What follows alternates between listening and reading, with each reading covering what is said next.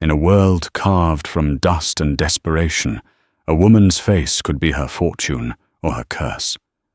For Rosalie Vance, it was a prison.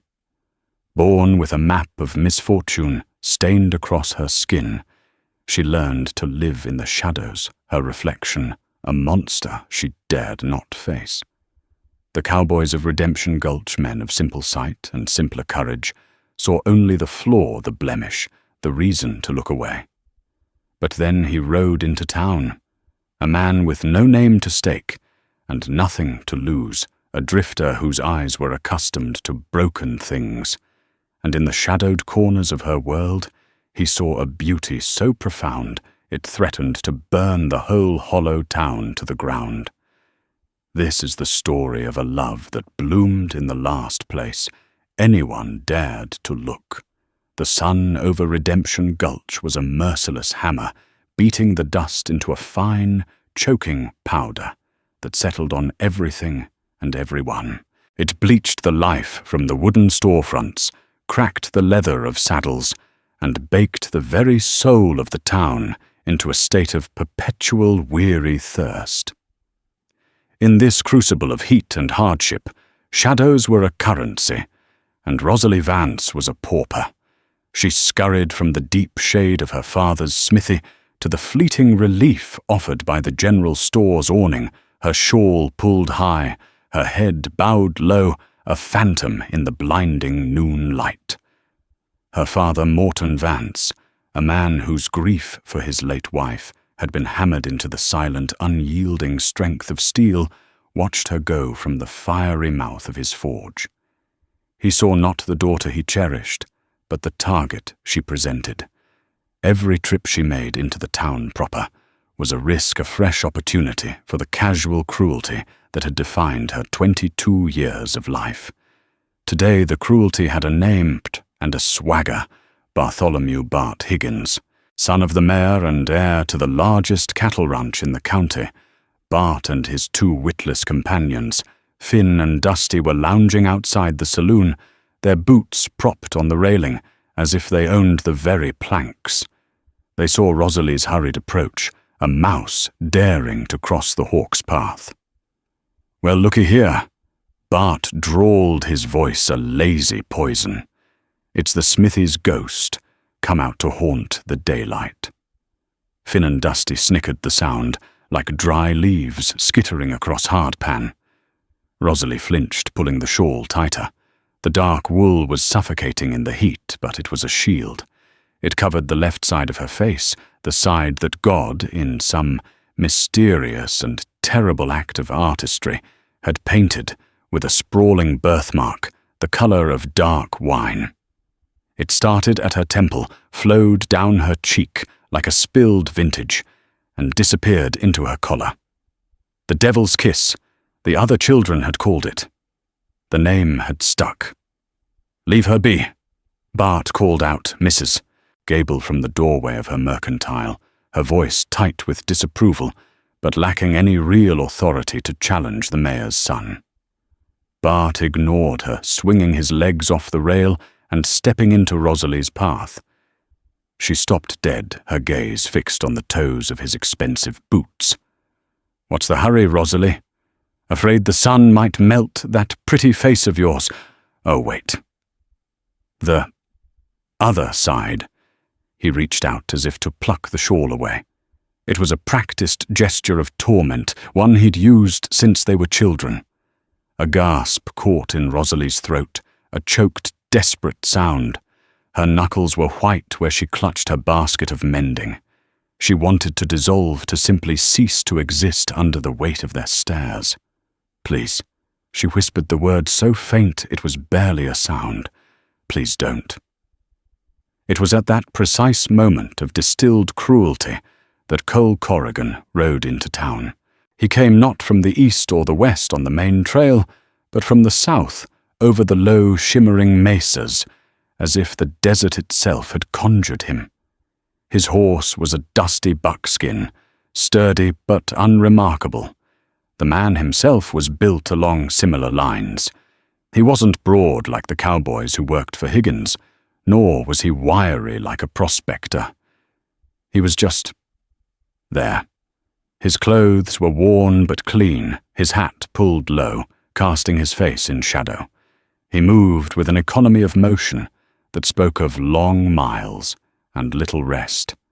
He reined his horse to a halt near the water trough, his arrival going largely unnoticed in the small drama unfolding in the center of the street. He dismounted, letting the horse drink his own eyes taking in the scene. He saw the swaggering rancher's son, the snickering cronies, the disapproving but helpless woman in the doorway, and the terrified girl in the center of it all. He saw the way her shoulders hunched, the way she seemed to be physically trying to shrink into herself.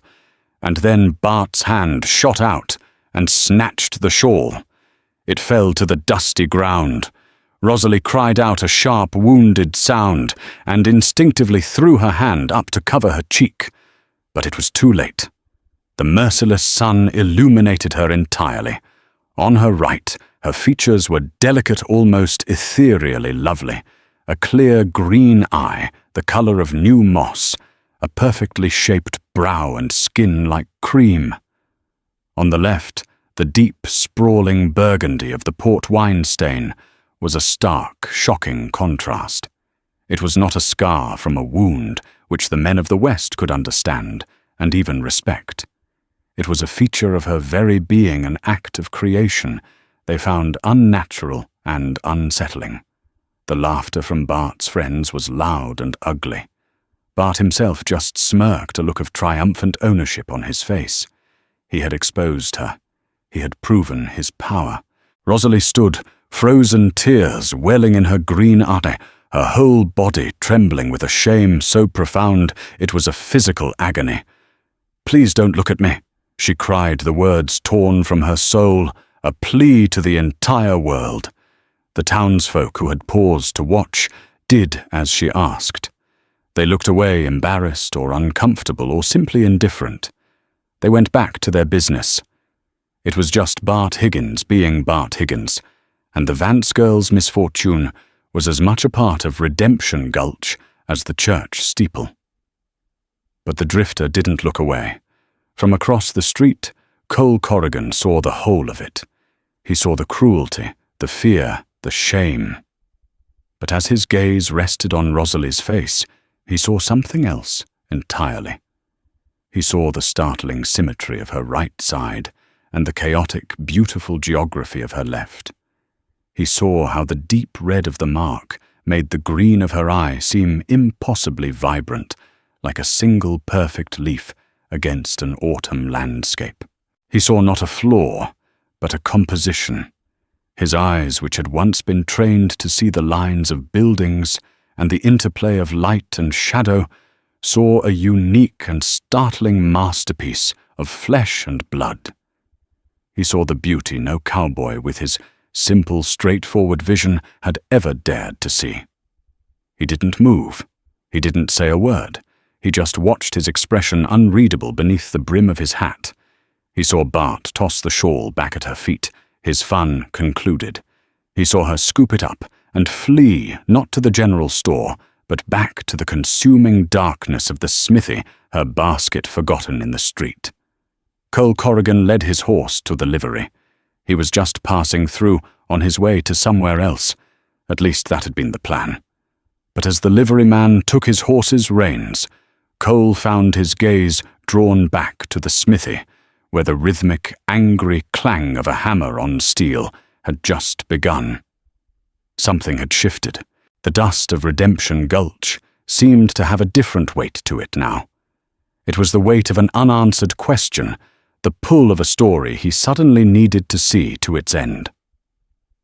Cole secured a room at the boarding house, a modest establishment run by a stern widow named Martha, and found work at the livery stable. The job was simple, mucking out stalls, brushing down horses, and repairing tack. It was honest, anonymous work that kept his hands busy and his head down. More importantly, the stable was situated directly across the narrow street from Vance's smithy. From the wide, perpetually open doors of the stable, he had a clear, if partial, view into the fiery, shadowed world of Morton and Rosalie Vance. He learned their rhythms. Morton was a creature of the forge, a broad-shouldered man who communicated more with his hammer than his voice. His blows were precise, powerful each one, a sentence in a long, sorrowful conversation with the metal he shaped. Rosalie was a ghost who haunted the attached house. Cole would catch glimpses of her through the window, tending a small patch of hardy flowers in the back, her face turned away from the street, hanging laundry on the line, her movements swift and efficient, her silhouette passing behind a lit lamp in the evening. She rarely emerged, and when she did, it was with the same fearful, head-bowed haste he'd first witnessed. The town, as far as Cole could tell, had conspired to make her invisible. They ordered work from Morton, but few engaged him in conversation. They bought the bread Rosalie sometimes sold through the mercantile, but they never spoke of the baker. She was a known fact, a sad local fixture, but not a person. The cruelty of Bart Higgins was merely the loudest expression of the town's silent collective shunning. Cole was a man who had learned the value of silence. His own past was a locked room, the key long since thrown away. He had come from a world of blueprints and calculated angles, a world of clean lines and grand designs in a bustling eastern city. That world had crumbled around him, brought down by a lie and a betrayal that had left him with nothing but a saddle and a deep-seated distrust of loud words and easy judgments. He had been drifting for 3 years, letting the land scour him clean. In redemption, Gulch he recognized a fellow exile, though Rosalie's prison was one of skin, not circumstance. He found he couldn't stop thinking about the contrast of her face, the defiant green of her eye against the map of her skin. It wasn't pity he felt. It was a kind of artistic indignation. It was as if the town had found a rare, uniquely colored stone, and instead of seeing its value, had used it as a doorstop. One afternoon, while mending a bridle, he watched as Rosalie hurried out to the well. A sudden gust of wind, a common prank of the desert, whipped a piece of laundry from her basket, a simple white apron, and sent it tumbling across the street, where it snagged on a splintered fence post near the livery. She froze, looking at the escaped garment with panic. To retrieve it would mean crossing the open street in full view of anyone who might be watching. She hesitated for a long moment, a battle playing out in her posture, before she turned and fled back inside, abandoning the apron. Cole waited until she was gone.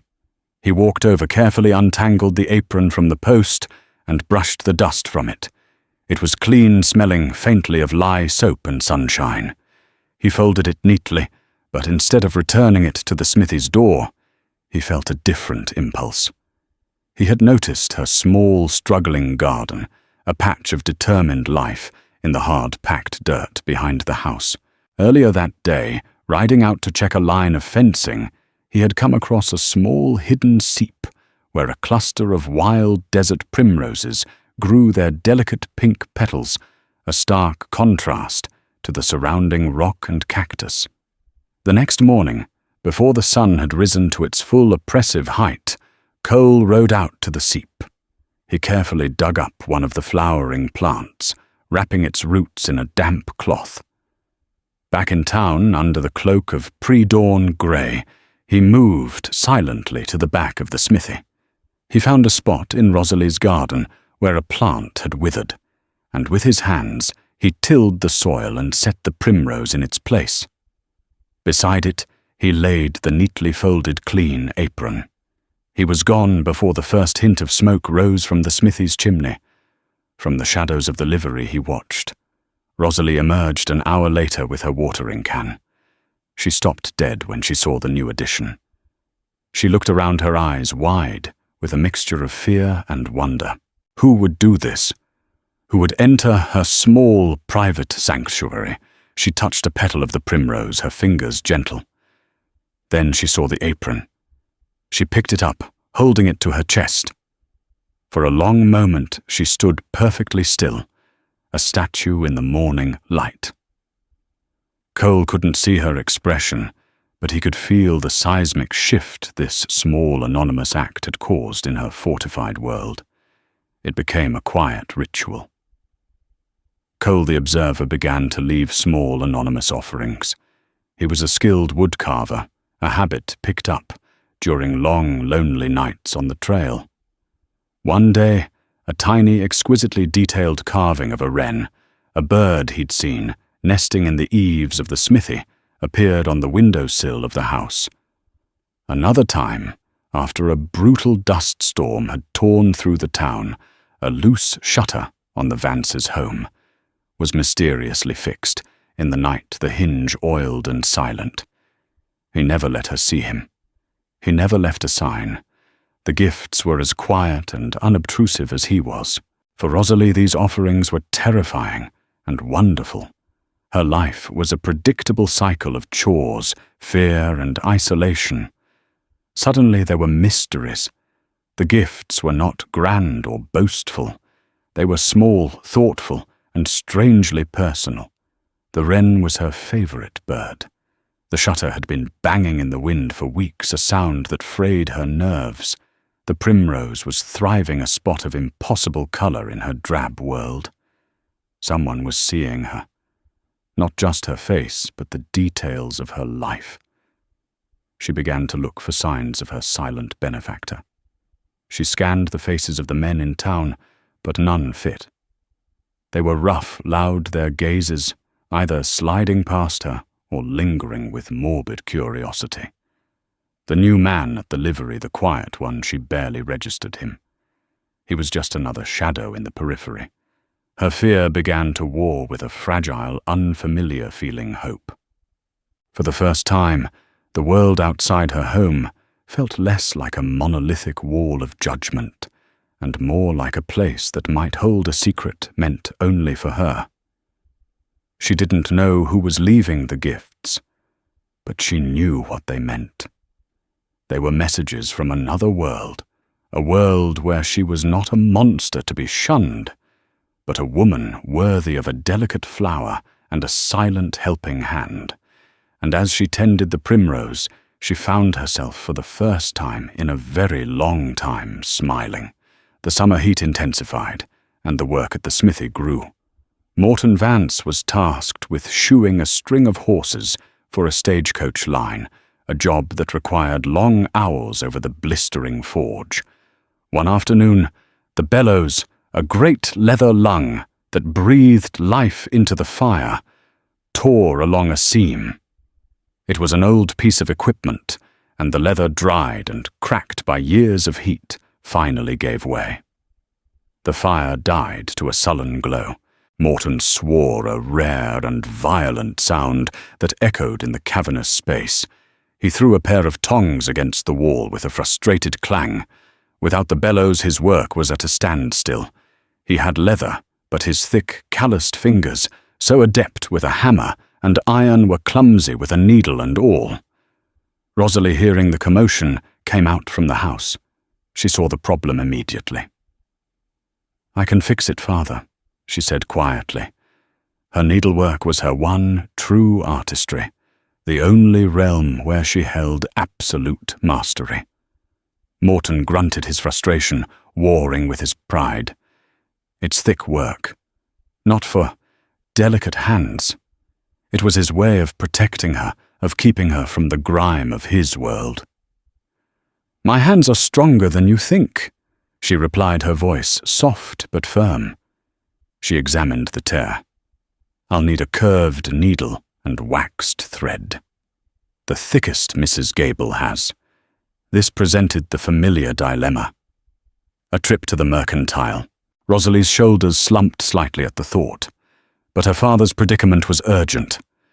She squared them, took a deep breath, grabbed her shawl and basket, and prepared to run the gauntlet once more. As she stepped out into the blinding street, Cole saw her from the livery. He was reshoeing a mare, but he'd heard the angry clang of metal from the smithy and had been watching. He saw the grim determination on Rosalie's face, the familiar posture of a soldier heading into battle. He set down the horse's hoof and wiped his hands on a rag. This was an opportunity, a chance to break the silence, but it had to be done right. He intercepted her not in the middle of the street, but near the mercantile's porch, as if he were merely on his way there himself. He positioned himself slightly on her left side, a deliberate choice, forcing her to either turn her head fully to see him, or to look at him, with the eye she believed was part of her good side. "Ma'am," he said, his voice low and calm. It wasn't a drawl like the other men. It had a different cadence, smoother, more measured. Rosalie jumped, startled. She hadn't even noticed him. Her first instinct was to flee, to turn and run. She clutched her shawl, her knuckles white. Pardon the interruption. Cole continued, his eyes not on her face, but on the worn leather handle of the basket she carried. "I heard the trouble from the smithy. The bellows." She was so stunned that someone was speaking to her about something other than her appearance that she could only nod her throat tight. "Your father is a fine blacksmith," Cole said, his gaze lifting, but still not in a way that felt intrusive. He looked at her hands, then at her eyes.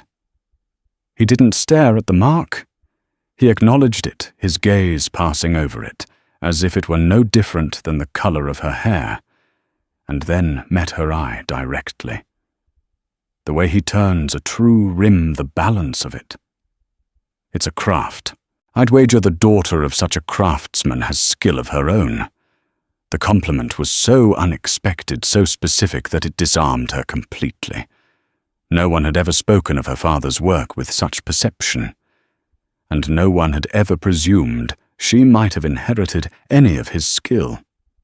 I sew." She stammered the words, feeling foreign in her mouth.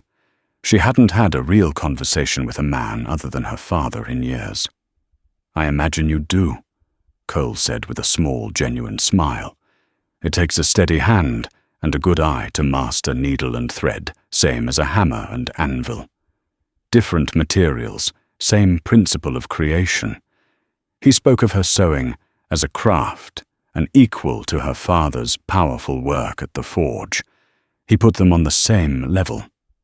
In that moment, he wasn't just a drifter. He was the first person to ever see her as an artisan, not an affliction. A small measure of her fear receded, replaced by a burgeoning curiosity. She looked at him properly for the first time. His face was tanned by the sun, with lines around his eyes that spoke of distance and time. But the eyes themselves were a clear, steady grey, and they held no judgment, no pity, no morbid fascination. They just saw. "I need waxed thread," she said, her voice a little stronger. "And a glover's needle. Mrs. Gable keeps the best thread behind the counter," Cole advised, falling into step beside her as they walked the few feet to the store. "You have to ask for it specifically. The stuff on the shelf frays." It was a simple piece of information, but it was offered as an equal, a shared secret. It created a tiny momentary alliance between them. Inside the store, Mrs. Gable looked up, surprised to see the quiet livery hand with the Vance girl. Bart Higgins' crony Finn was loitering by the cracker barrel and snickered into his hand. Rosalie felt the familiar flush of shame, but this time it was different. Cole's presence beside her was like a silent bulwark. He didn't glare at Finn. He didn't make a scene. He simply stood there, his calm demeanor a stark contrast to the oafish mockery, and in doing so, he robbed the insult of its power. He asked Mrs. Gable about a new shipment of oats, his casual conversation filling the awkward silence. Rosalie made her purchase her hands, trembling only slightly.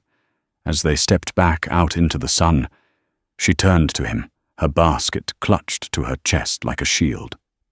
"Thank you," she said the words heartfelt.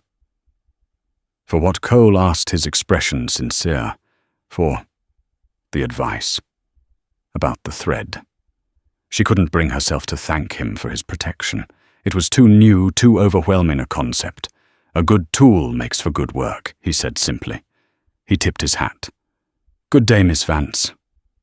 He called her Miss Vance, not the Smithies girl or Rosalie. It was a formal, respectful address that granted her a dignity she was rarely afforded. She watched him walk back to the livery, his stride unhurried and confident. For the rest of the day, as she meticulously stitched the thick, oiled leather of the bellows back together, her stitches small and perfect and strong, her mind was not on her work. It was on the quiet drifter with the steady grey eyes. It was on the astonishing, terrifying, wonderful fact that he had spoken to her. He had built a bridge of simple words across the chasm of her isolation, and she had, for the first time in her life, dared to take a step across it. She suspected with a thrill of both fear and hope that he was the one who had left the flower, the carved bird, the silent repairs. The mystery was beginning to take a face. The quiet conversations between Cole and Rosalie became a fragile new part of the town's landscape. They were never long or conspicuous, a shared word over a fence post as she tended her garden, a brief exchange when he brought a horse to be shod, speaking to her directly about the animal instead of deferring to her father.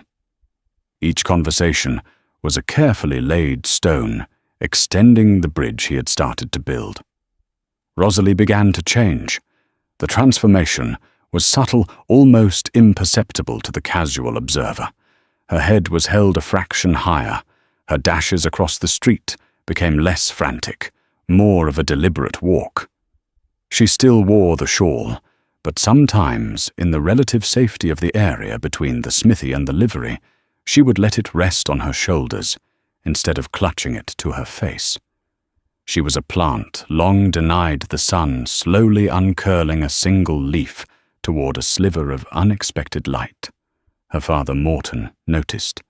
He saw the way her eye would flicker toward the livery, the hint of a smile that touched her lips after the quiet drifter had passed.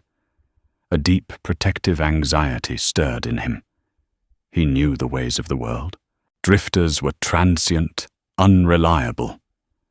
And the world was cruel. Hope, he had long believed, was the most dangerous thing he could allow his daughter to possess. It only made the inevitable fall more painful. But there was someone else who noticed, and his observations were laced not with concern, but with a venomous, curdling jealousy. Bart Higgins.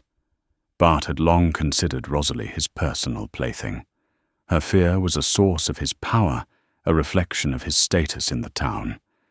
He didn't want her, not in any real sense. She was marked flawed goods, but he owned her terror. It belonged to him. Now this silent, no-account stable hand was interfering. He was trespassing. The fact that Rosalie seemed to be responding to the drifter's quiet attention, while she only ever shrank from Bart's boisterous provocations, was a profound insult to his ego. His harassment began to escalate its focus, shifting from Rosalie to Cole. It started with petty torments. Bart and his friends would accidentally spook horses that Cole was tending, or they would find fault with his work, complaining loudly to the livery owner. Cole absorbed these provocations with an unnerving calm. He simply fixed what was broken, soothed the horses, and went about his business, his silence a more potent answer than any angry retort. This infuriated Bart even more. The situation came to a head on a Saturday, the busiest day in Redemption Gulch. The street was crowded with ranchers, farmers, and their families. Rosalie was on her way back from the mercantile, having delivered a batch of her bread. Cole was replacing a broken wheel on a wagon just outside the livery. Bart and his cronies, half drunk and looking for trouble, saw their chance. They swaggered up the street and cornered Rosalie near the water trough, the very spot where Cole had first laid eyes on her. Well now, Rosalie Bart sneered, his voice loud enough for everyone to hear. "I hear you've been making a new friend. Getting mighty brave these days." You think because some dusty drifter gives you the time of day, it changes what you are. Rosalie froze the basket of coins from her bread sales clutched in her hand. The small bubble of confidence she had built over the past few weeks burst, flooding her with the old familiar terror. The street went quiet. Everyone was watching. "Look at me when I'm talking to you," Bart commanded, reaching for her shawl.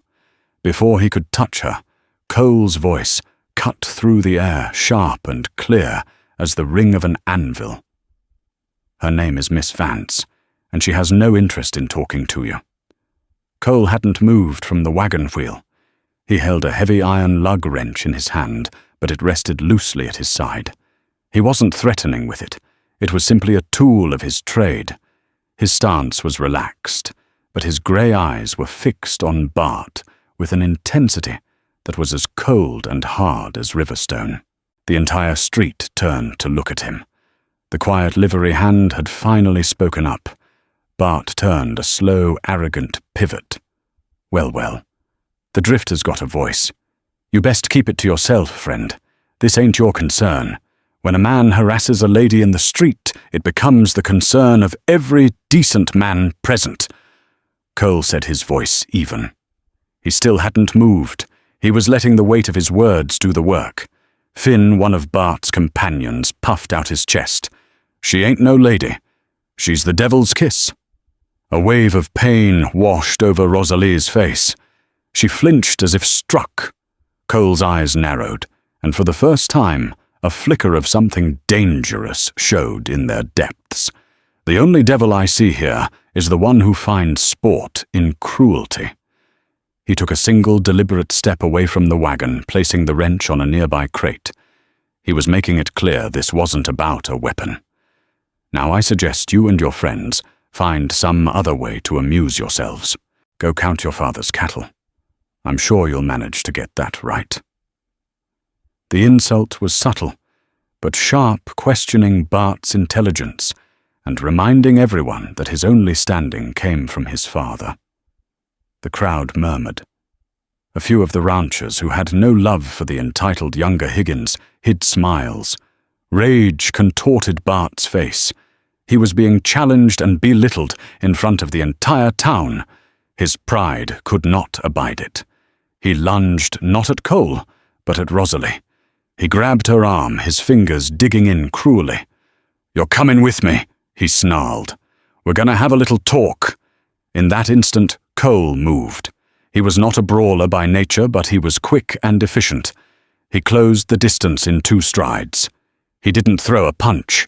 He used Bart's own momentum against him, grabbing Bart's wrist with one hand and applying pressure to a point just below his elbow with the other. It was a precise, calculated move that sent a shock of pain up Bart's arm, forcing him to release Rosalie with a cry. Cole spun him around and shoved him back toward his friends. "Don't you ever lay a hand on her again," he said, his voice dropping to a low, lethal growl. Bart stumbled into Finn and Dusty, his face a mask of fury and humiliation. He clutched his arm, his arrogance momentarily shattered by the swift, unexpected pain. He looked from Cole's unwavering gaze to Rosalie, who was staring at Cole with a look of utter shock and dawning adoration. The sight of that look on her face was the final straw.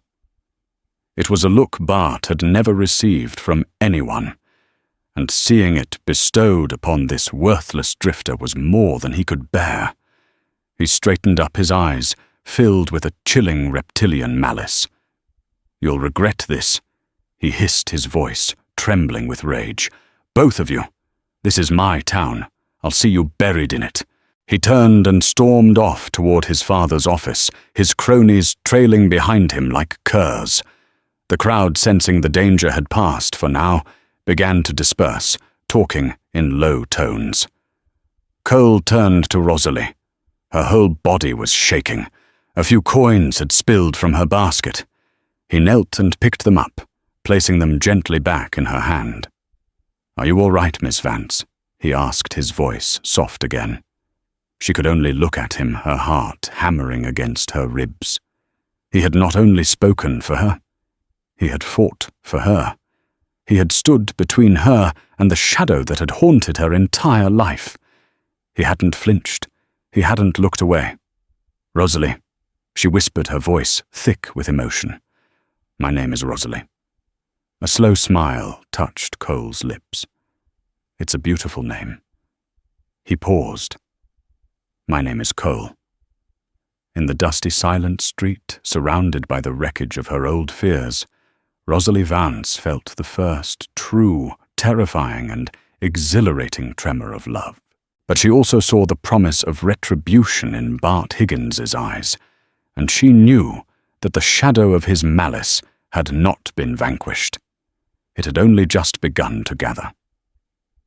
The confrontation in the street changed everything. It drew a line in the sand of Redemption Gulch, and Cole and Rosalie were now standing firmly on one side of it. The town watched them with a new intensity, a mixture of fearful respect, morbid curiosity, and quiet condemnation. To defy Bart Higgins was to defy the established order of things. For Rosalie, the fear of Bart's promised revenge was a cold stone in her stomach.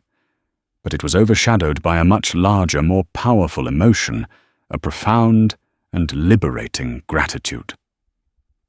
Cole's defense of her had been a public declaration. He had not seen a monster worth protecting out of pity. He had seen a woman worth defending out of principle. Their quiet meetings became bolder. One evening, as twilight painted the sky in shades of violet, and Rose Cole waited for her by the creek that ran behind the town. It was their first meeting away from the public eye, a deliberate step into a more personal space. Rosalie came to him without her shawl covering her face. She wore it loosely draped over her shoulders, an act of trust that was not lost on Cole. They sat on a flat-topped boulder, the gurgle of the water filling the silence between them. "You shouldn't have done it," she said, her voice barely a whisper. "Higgins is a dangerous man. He'll make you pay for what you did." "Some things are worth paying for." Cole replied, his gaze on the water. "He had no right. No one here thinks I have rights," she said, a lifetime of bitterness in the simple statement. "They think this," she gestured to the marked side of her face, "is a judgment, a sign of some sin in my family's past.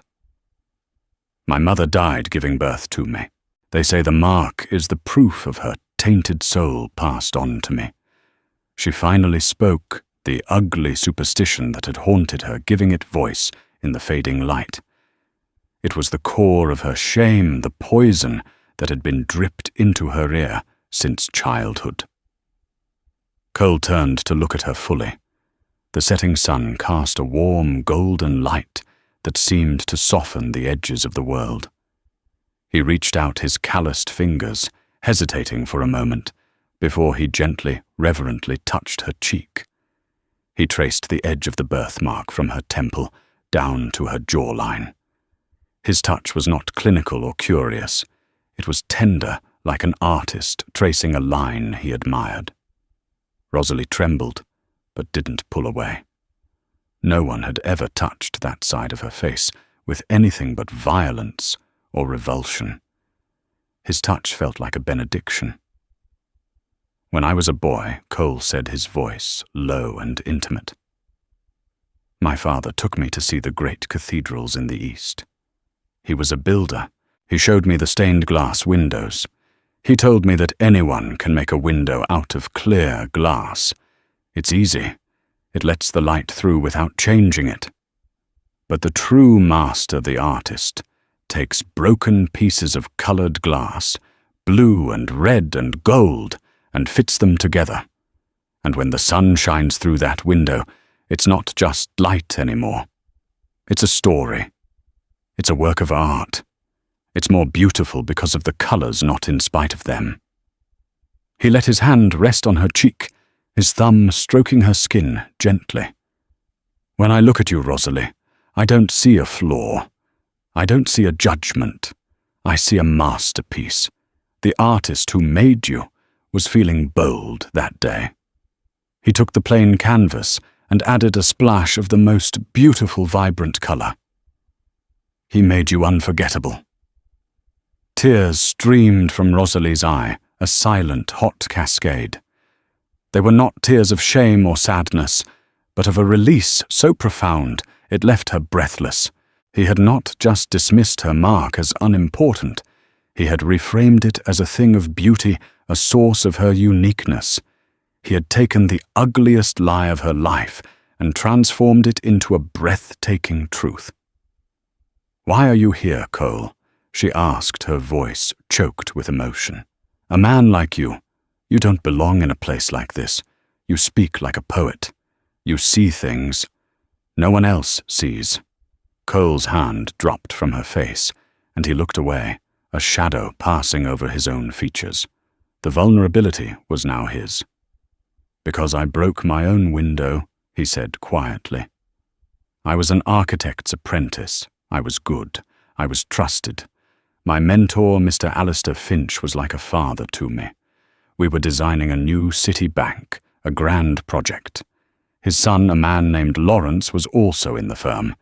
He was jealous and he was reckless. He cut corners on the structural calculations to save money for his gambling debts. I discovered his error, a fatal flaw in the support columns. He picked up a flat stone and skipped it across the creek. It bounced 3 times before sinking. I confronted Lawrence. He begged me not to tell his father, swore he would fix it. The next day, he went to his father and told him that I was the one who had made the error and that I had tried to blackmail him to cover it up. It was my word against the son of the great Alistair Finch. No one believed me. I lost everything. My name, my career, my future. Alistair looked at me with such disappointment. It was worse than hatred.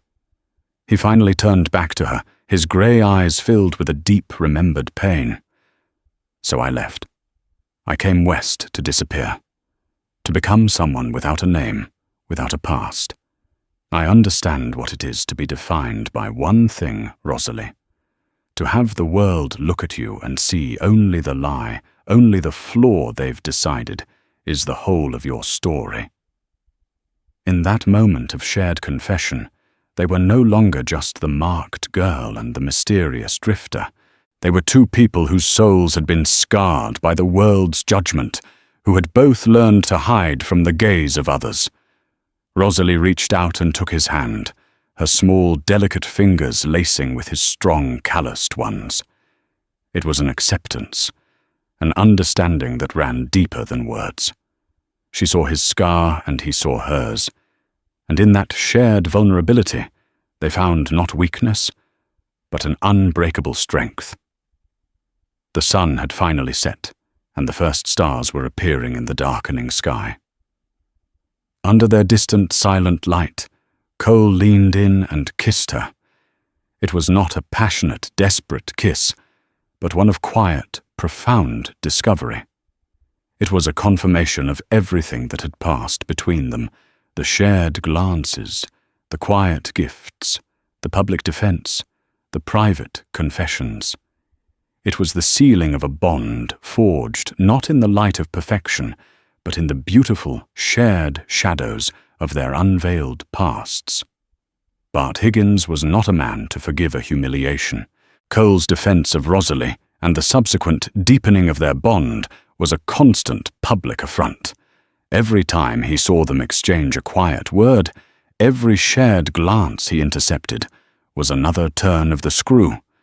His promise of revenge had been festering, seeking the perfect moment, the perfect method to not only remove Cole, but to utterly destroy him, and in doing so, to drag Rosalie back down into the pit of fear he felt was her rightful place. He found his opportunity in the form of a cattle deal. His father, Mayor Higgins, had just purchased a prime breeding bull from a rancher over in the next county. It was an expensive, magnificent animal, the pride of the Higgins ranch. Bart saw it not as an investment, but as a weapon. The plan was simple in its cruelty and brilliant in its execution. Bart knew the town's sheriff, a portly, complacent man named Brody, was effectively in his father's pocket. He also knew the town's ingrained suspicion of outsiders. Cole Corrigan was a drifter with no history and no one to speak for him. He was the perfect scapegoat. One night, under the cover of a new moon, Bart and his two cronies, Finn and Dusty, rode out to a remote pasture where the new bull was being kept. They didn't steal it.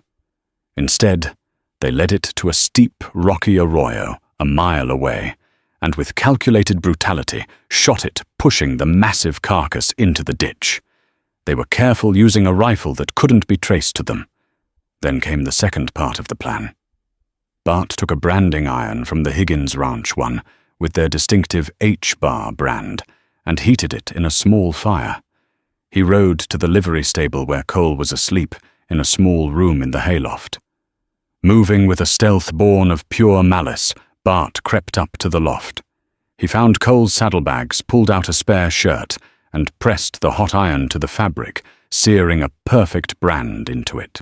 He then took Cole's personal carving knife, the one he used for his whittling, and left it on the ground near the arroyo where the bull lay dead. He completed the scene by taking a broken halter rope from the livery one he'd seen Cole mending earlier that week and leaving it snagged on a bush nearby. The stage was set. The next morning, Bart feigned the discovery. He rode into town in a lather, shouting that the new prize bull had been stolen. Mayor Higgins, playing his part, was outraged. Sheriff Brody was summoned, and Bart, with a look of dawning feigned suspicion, led them to the arroyo. The discovery of the dead bull was a shock to the assembled ranchers. It was a wantonly destructive act. Then Bart, the master actor, found the clues he had planted. The knife, the halter rope. "That's the drifter's knife," he exclaimed, pointing. "I've seen him with it 100 times. And that rope, he was fixing it yesterday at the livery." The accusation hung in the air, thick and poisonous. It made a certain kind of sense to the townsfolk. A drifter, rootless and poor, sees a prize bull. He tries to steal it, something goes wrong, and he kills it out of spite or to cover his tracks. It was a story they could easily believe. Sheriff Brody, guided by the Higginses, led a posse to the livery stable. They found Cole just finishing his morning chores. He looked up surprised by the grim-faced assembly. "Cole Corrigan," Brody said, his voice heavy with officialdom. "I'm arresting you for the theft and destruction of property belonging to the Higgins Ranch." Cole's face was a mask of disbelief. "What are you talking about? Don't play dumb," Bart snarled from the back. "We found your knife and your rope." "My knife, It was in my room last night." Cole's mind raced, trying to make sense of the accusation. "Search his things," Mayor Higgins commanded. They stormed up to his small room in the loft. It took them only a moment to find the planted shirt neatly folded in his bag. When the sheriff pulled it out, the scorched H-bar brand was there for all to see, a dark, damning sigil. A collective gasp went through the men. It was irrefutable proof. A brand on a man's possessions was as good as a confession. Cole stared at the shirt, the pieces of the frame-up, clicking into place with sickening clarity. He looked past the sheriff, his eyes finding Bart Higgins in the crowd. He saw the triumphant, malevolent smirk on his face. He understood. This was the revenge. "It's a frame-up," Cole said, his voice dangerously quiet. He planted it. "That's what they all say," Sheriff Brody said, pulling out a pair of handcuffs. "You'll have plenty of time to make up stories in my jail cell. The circuit judge will be here in a week, and he's got a special fondness for cattle thieves and a special hatred for liars." They dragged him out of the livery through the center of town. Rosalie, hearing the commotion, came to the door of the smithy. She saw Cole in handcuffs being led by the sheriff with Bart and his father, following like triumphant warlords. Her blood ran cold. Their eyes met across the dusty street. Cole's expression was grim, but he gave a tiny, almost imperceptible shake of his head, warning her not to intervene, not to draw their fire. But Rosalie saw only the man she loved being led away in chains, condemned by a lie.